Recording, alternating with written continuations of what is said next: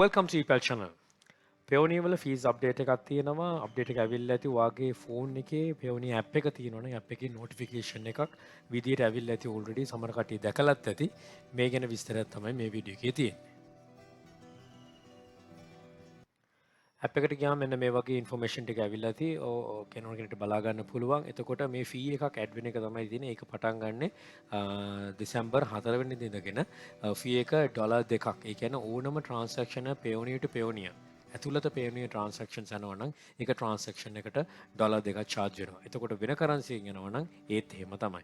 එතකොට example එකක් දීලා තියෙනවා GBP වලින් යනවා 2යි, euro වලින් යනවා 2යි, Australian dollars යනවා 2යි, AED වලින් යන මොන හෝ වේවා කොමන හෝ වේවා currency එකකින් යවනවා නම් රුපියල් දෙකක් හරි නැත්නම් කරන්සියෙන් වටිනාකම දෙකක් කියන ගුණ අගයකට ඒක charge වෙනවා.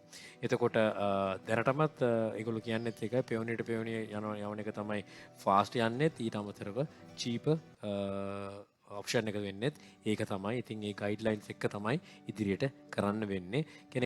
කෙනෙක්ට එන්න පුළුවන් ඇයි මෙහෙම අප්ඩේට් ඇයි මෙහෙම ෆීස් වැඩි වෙන්නේ කියලා. ඉතින් අප්ඩේට්ස් එනවා. අප්ඩේට්ස් එන්නේ මාකට් එක වැඩ කරන විදියට මාකට් එක හැසිරෙන විදියට. එතකොට මේ ලංකාවේ මාකට් එක හැසිරෙන විදියට තමයි වෙන්නේ. ඉතින් ඒක ඔළුවේ තියාගන්න ඉදිරියට හරියාකාර වැඩ ටික කරගෙන යන්න.